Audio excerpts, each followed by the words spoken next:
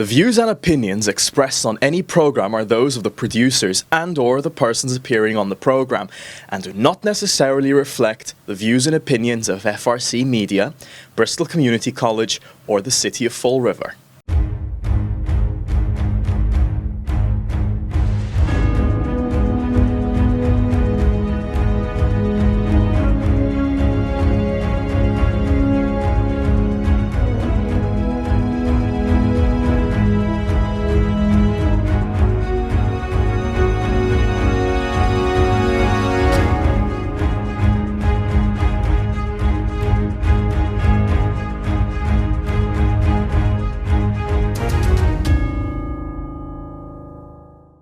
Welcome to FRC Media News. I'm Keith Tebow. We have a special edition of the program this week where we're focusing on one topic. This week we're going to focus on economic development projects across the city of Fall River, as well as an announcement on a new partnership.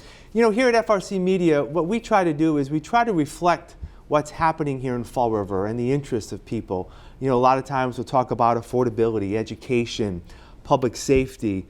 What's happening in our neighborhoods is also something that's important to us. You know, how many times have we driven around the city and see work being done in a building or some construction happening and not knowing what's going on? And that's been something that I think we've lacked here at FRC Media and trying to share with you. Good thing is, there is a source out there that's been focusing on economic development here in Fall River. That's Fall River Development News on Facebook.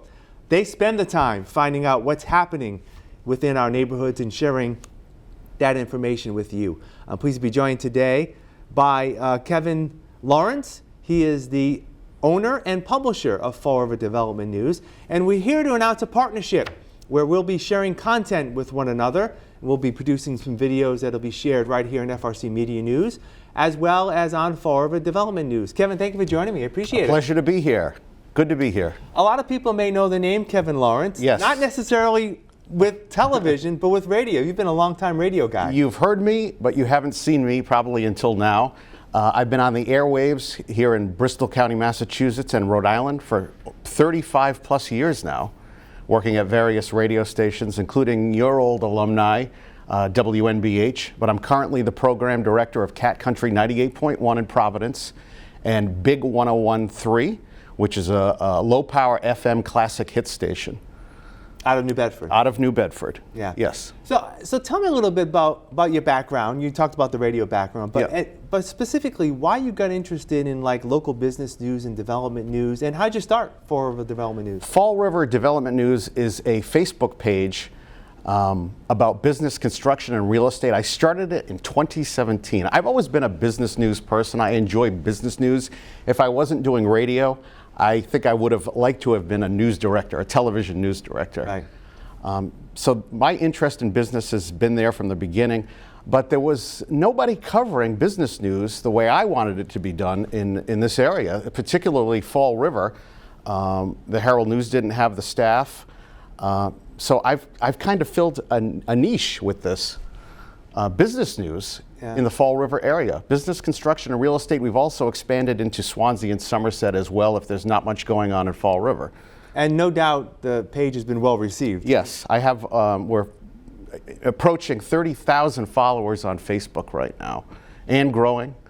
And if you look at the page on Facebook, the stories I post, the amount of likes, shares, and followers are unbelievable. I try to post one thing every day at least, but it just explodes. I recently did a story about the Raising Cane's restaurant chain coming to Fall River, and that was seen by over 100,000 people according to Facebook. Yeah. But my thing with it, I'm trying to make business news a little sexy, because it can be boring and stale and stiff sometimes. So if you look at the page, it's like, I describe it as almost tabloid business news. I make it look good, almost like a television station, right, with the graphics, the high resolution photos. The presentation is, I don't want to, almost Fox News like, CNN. I try to make it TV presentable on Facebook. Yeah. Well, that attracts eyeballs. Yes. People see, images and graphics, and if it's something pleasing to them, they will follow up and read the text that goes along with it. And are you surprised by the amount of interest? Like I said earlier, is that we all go by the city and say, oh, there's a building going up here. I wonder what that is, and people don't know what that is, and then you kind of find out. I guess let me ask you, how do you get your information? You've got to peruse Fall River Government Television is one way. Yeah. You've got to watch the zoning board meetings, the licensing board, the historical commission meetings. You're the one. I'm the one. The conservation commission meetings. But the good thing about it now, it's all online. Yeah. You can look at the agenda and just fast forward to the parts you want to view. Right. And that's the great thing about it. You got to look at the legal notices. You got to look at the real estate transactions, the Fall River Registry of Deeds. There's so many sources. But somebody's got to do it. And with local media cutting back, the newspaper, the radio cutting back, the TV stations, there's not a lot of local journalism going on anymore. You've filled some of that void here at Fall River Community Media. We're filling the void. Fall River Reporter, I want to give them kudos as well. They're filling the void. So we're all doing our part and hopefully informing the residents of Fall River and southeastern Massachusetts. And I'm excited about our partnership. We're going to do something as frequently as weekly, depending on what's happening. We'll be a short segment with the two of us. Probably do it virtually. It may be easier for us to do it virtually wherever we are. And just share some of the news that you present, again, to our audience. Again, people see things happening, but they don't know what's going on. And a lot of times, what frustrates me is I'll see like a construction project with a big construction fence around, and sometimes there'll be a sign or a placard. Many times there's not. And people don't know what's going up there. And you tend to find those things out. I do. And I get excited about new buildings being built. It's nice to, especially when a lot is blighted. Right. And you see something being demolished and something being built that looks really good. It enhances the city. Yeah. The other thing is, you would be surprised, according to Facebook, 66% of my followers are females. And this page is about business, construction, and real estate. And I normally, would think guys would be interested on that, but females are interested in business, construction, and real estate, apparently. Yeah, that's a good thing. So that's a great thing. Yeah. And I'm psyched about that. So I want to get into, some projects in Fall River, specifically maybe over the past year that you've seen. But in general, since 2017, what have you seen in terms of development trends here in Fall River? Has there been one sector, if you will, that has done more than others? And I guess generally, are you seeing generally more development maybe now than you did 7 years ago? I think it peaked in the last 2 or 3 years. So a lot of the projects are coming to fruition right now, and the biggest thing has been the market rate housing. Yeah. Market rate housing has exploded. The conversions of old mills into market rate housing. They've gotten historical tax credits, these developers, and that enables them to convert these sometimes blighted mills that have been sitting dormant for years into market rate housing. But they've got to turn a profit, so it is market rate. And I can go over some of those market rate housing projects with you. Yeah, let's talk about that. I mean, I know there's quite a bit. I know we did some stories, even prior to COVID, and one of them's on your list, the King Philip Mill area. Yes. That was a development that was ongoing, and you drive by there now, Dwelly Street area that you can see that there's some houses there, and they're working in that mill. So I mean, talk about that and others. The King Philip Mill, they're actually now leasing. That's called the King Philip Lofts, and it's a restored existing mill building. It's located at 386 Kilburn Street for people who don't know where it is. It's 4 floors of 100 plus market rate housing apartments, and they're beautiful. Yeah. I mean, they're gorgeous. And you're overlooking the pond, Cook Pond. Yeah. And there's also 26 single-family homes which are being built around. Some already built on Dwelly Street. Exactly.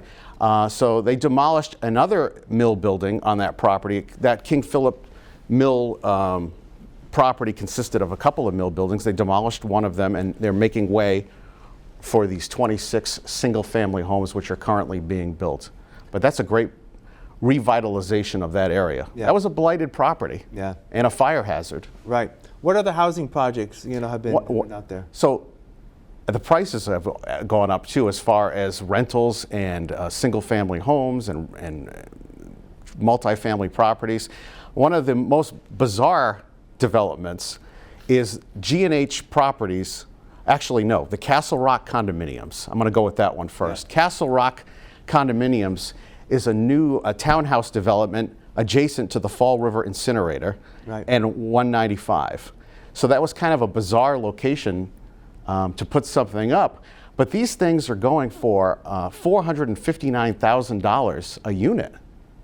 And it's basically adjacent to the Department of Community Maintenance building, the former incinerator, and adjacent to 195. And they're going for, almost $460,000.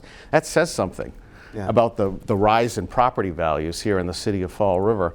Another one is GCH Properties. They built a new 8-unit duplex development named Giovanni Estates, and that's at 206 Durfee Street. Those are tightly fit in, but they're beautiful properties. And those are now currently being advertised on local real estate websites. The Merrill Building is currently under construction. That is a 146-year-old, 30,000 square foot mill on Troy Street in downtown Fall River. The top 3 floors are being converted into 36 residential units, and that's Cordero Properties, Anthony Cordero, prominent local developer doing that. Another one is Rodman Enterprises demolishing an existing garage on Rodman Street at 771 Rodman Street. They're proposing to construct 4 townhouse-style apartment buildings, total of 14 units. I can go on and on, but there's plenty of... There's a lot going on. There's a lot going on. There's a lot of what we try to focus on here is people, residents of Fall River, are concerned about market rate housing because it tends to raise rents. Yes. Even though the opposing argument is more housing should lower rents because there's more inventory out there, supply and demand and all that. Have you seen a lot of affordable housing projects going up, or has it been primarily these market rates? I believe there was over like 2,000, units that are in the pipeline that the administration has said. It's mainly been market rate. I believe Fall River's threshold for low-income housing is 28%, which is much better than most communities here in southeastern Massachusetts. We're doing our part. I believe the state requires 10% of your housing stock to be low income. We're at 28. A lot of these historical mill conversions, as part of that, the developers are required to have some kind of low-income housing component within the property to receive historical tax credits.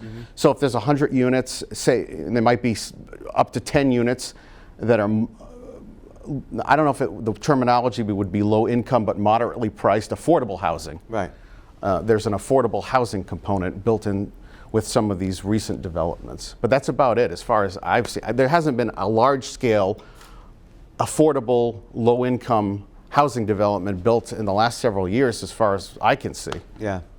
I want to shift gears now. You mentioned about restaurants. Yes. And they tend to be a good driver of views on your site. There's been a lot of turnover on some places, but I guess what would you consider like the state of new dining options here in Fall River? Well, we'll go over those right now. So if you're watching, you're going to be excited about this. We're getting several new restaurants that will be opening up in 2025 here in the city of Fall River, including the national chain Raising Cane's.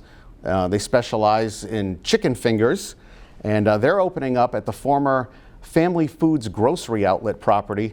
That is adjacent to the South Coast Marketplace, across the street from Ocean State Job Lot. It's at that intersection. It was formerly a Rite Aid drugstore. It's been demolished, and they're currently breaking ground on this new Raising Cane's restaurant. They recently opened up a Raising Cane's in Seekonk, Massachusetts, and Warwick, Rhode Island. I believe there's one in Johnston as well. So they're spreading their tentacles here in our area.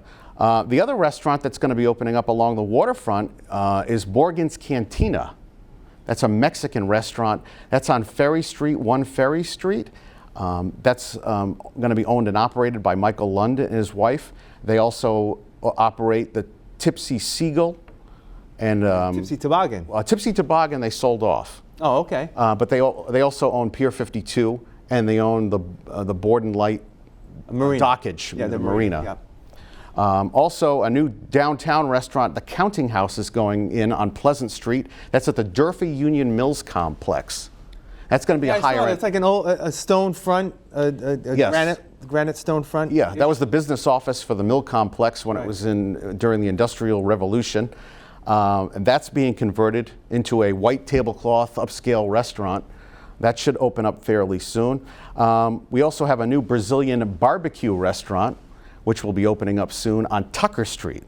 Okay. That used to be the Super Buffet 2000, an Asian restaurant, and that's now going to be a Brazilian barbecue. Is that close to the boulevard down the bottom? It's there? right next to Planet Fitness, the old Benny's shopping center, right Southway Plaza. Right. It's on Tucker Street. It's close to Rhode Island Avenue. Right. And there's a new bakery opening up in the city, J&J Bakery on George Street. That's across the street from Michael's Provisions. Oh, okay. All right, so those are the new restaurants that will be opening up in 2025. We've also lost some businesses. A lot of retail all of a sudden is moving out. The place affected the most is the Fall River Shopping Center. Yeah. American Freight is leaving. All of their stores are going out of business. So that's going to create a void of at least 30,000 square feet in that shopping plaza. PCX Clothing left earlier this year out of that plaza, and Mattress Firm left that plaza. They went over to the South Coast Marketplace. They didn't leave the city, but there's at least 4 vacancies now at the Fall River Shopping Center. Yeah, and that's, when you look at brick and mortar stores, South Coast Marketplace still doing well, obviously. Doing very well. With Market Basket as the anchor there. But, we're even seeing that a lot of brick and mortar retail are actually, other than the big chains, the Targets and the Walmarts, they're really struggling. I mean, look at the Providence Place Mall. Look at the Emerald Square Mall. I mean, the Galleria Mall is no longer in Taunton. No, the only 2 malls I see that are doing fairly well are the Warwick Mall and the Providence Place Mall. There's not a lot of vacancy in it. There's only one anchor store that's gone, but the smaller venues inside that mall are pretty much filled. The vacancy is not that bad over there. So is it the old adage location when it comes to retail, where maybe the location you mentioned there on Rhode Island Avenue may be more of a situation where locations like that may not survive as much because of their location compared to others? Well, the Harbor Mall didn't survive, but it was the open air concept is the hot concept right now, which is what the South Coast Marketplace is. People don't want to walk through an entire mall to go to a store. They want to park right in front of it and walk right into it, and that's what the South Coast Marketplace is. I think the trouble with the Fall River Shopping Center is it doesn't look good. Right. Well, it's dated. It's dated. Yeah. It's dated, and they probably need to make some improvements in the parking lot, more green space. That seems to be the trend. Yeah. I mean, the South Coast Marketplace is well landscaped. It looks really good. Yeah, yeah. And it's right off the highway, and it's right at the state line as well. Right. I mean, it's got highway visibility, and it's kind of an upscale shopping area in a moderate income area. Yeah. All right, I want to get some other parts of the city that's been in the news over the past year or so. One is Pleasant Street. The mayor has been working with state and federal officials to infuse some money there. They're working on a urban renewal plan for that area. Yep. What can you tell us about what's happening there and what potentially could happen there? Well, the state, Michael Rodrigues and Congressman Jake Auchincloss, Carol Fiola, Mayor Paul Coogan had this big press conference back in March. They announced that they secured $1.6 million in funding.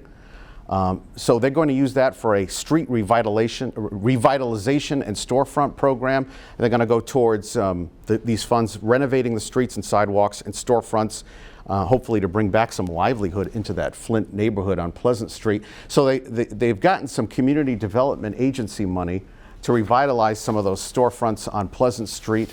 And one of them is the jewelry store. Gilbert's Jewelry. And the White Rose Bakery. Those storefront facades are currently being renovated. Right. Fine. That took a while, but it's finally being done. So that should help out. And I think the streetscape improvement program will really help out. I don't know how much they'll be able to accomplish with $1.6 million. Right.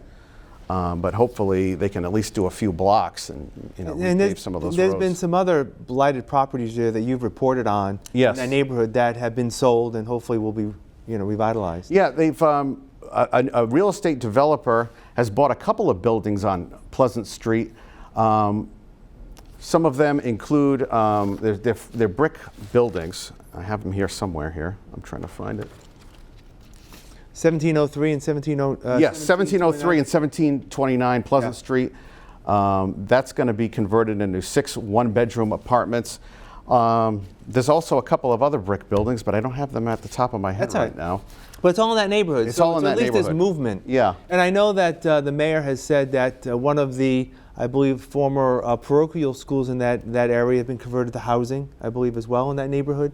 No, not yet. Not yet. Not yet. Okay. Something I thought I Yes, heard. a side street. Yeah, you're One of the absolutely side right, streets. but I don't recall the name It of was it now. near. It was near the St. Joseph's. yeah, but it was near the Gilbert Jewelers area. I was Yeah. at that press conference, and I Yep. remember walking with the mayor, and the mayor talking to the congressman and pointing down the street. I forget what street it was, saying, "Oh, we're Yep. converting that into some market rate housing." Yep. I want to move on now to other parts. You know, a lot has been talked about the potential of what may happen when Route 79 is reconstructed Yep. in the Duval Street corridor. The Redevelopment Authority earlier late this summer, early fall, came up with a concept of what potentially could go down there. There's still a lot of unknowns, but what do you hear in terms of what potentially could happen down there? Well, there's going to be 19 acres freed up of new developable parcels and open space. Of course, they've torn down the old Route 79. They're creating a new Duval Street. They're going to establish 4 cross-street connections between the neighborhoods and the waterfront. They're going to reduce the number of travel lanes from 4 to 2 lanes in each direction, north and south on Duval Street. Currently, the city is working with Stantec to create a master plan for the waterfront. They had a showing of the master plan. It's not totally finished yet, from what I'm hearing, at Government Center a few weeks ago. But they want to create, from what I'm hearing, up to 2,500 apartment units along the waterfront, as well as first-floor commercial space on the bottom ground levels of those new buildings that will be going up. Yeah. The maximum height on the waterfront, we're not going to have skyscrapers. The maximum height is set at 6 floors.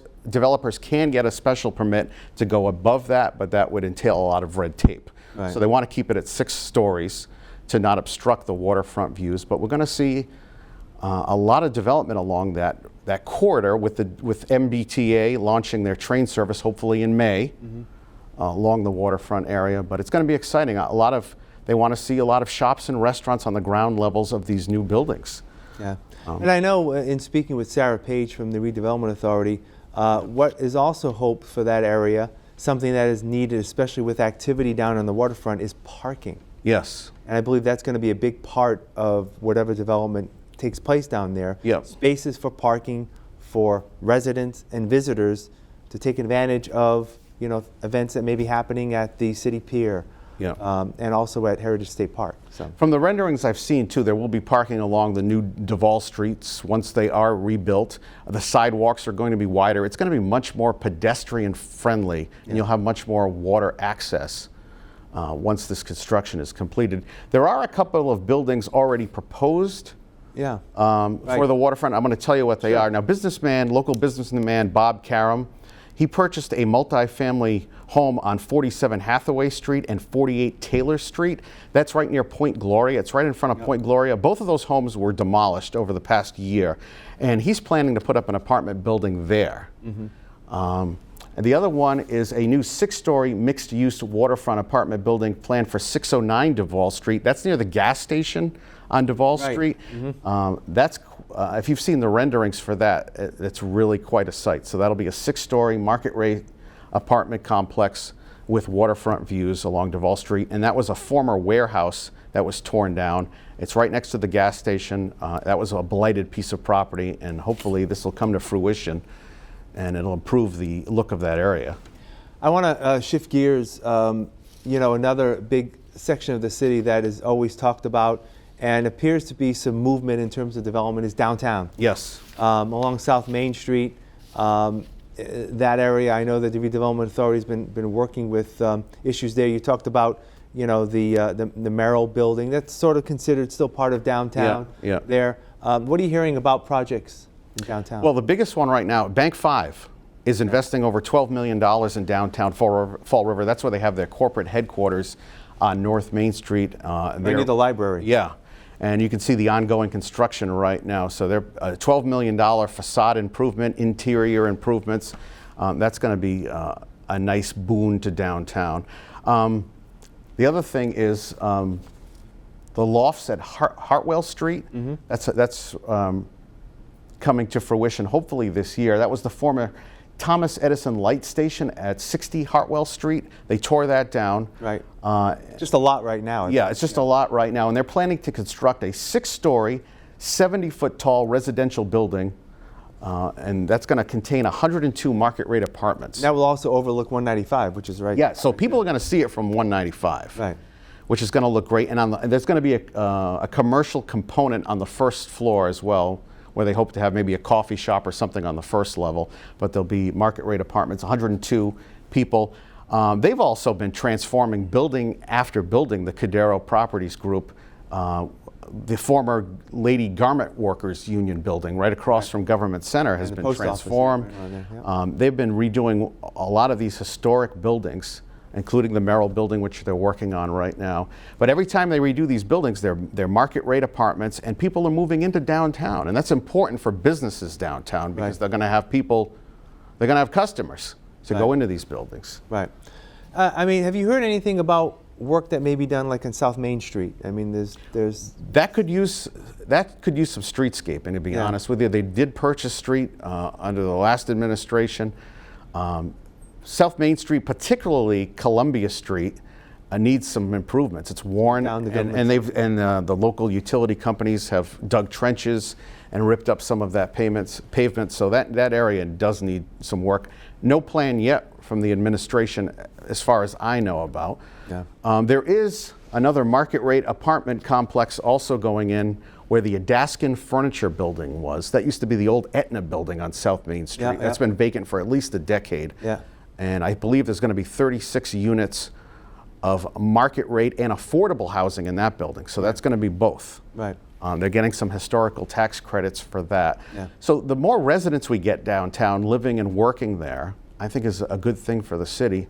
But downtown has kind of been the neglected stepchild. I mean, the focus lately has been Pleasant Street, the waterfront. Right. And we still have our business district downtown, which still needs help. And story that we've done here on FRC Media with the Bank Street Armory, that's still up in the air. The American Numismatic Society, having discussions with the city about moving their museum and their research facility to the Bank Street Armory. We don't know where that's going to go, but the City Council, of course, would like to keep it in city hands. Yep.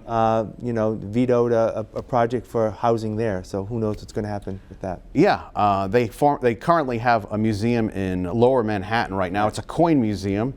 And they're talking about, because costs are so high in the city of New York to do business, coming to Fall River, but they're going to have to put a lot of money into that Bank Street Armory. I mean, the estimates to revitalize that are like 10 million plus, from 10 to 13 million. 15 million, definitely in that area. So let me just ask you finally, before we wrap up, you know, all this development, so much going on. Yes. That does translate to revenue for the city in terms of growth and tax revenue. I know when the City Council set the tax rates just a few weeks ago, a lot was talked about new growth. I believe over $3 million, $3.4 million in new growth this year.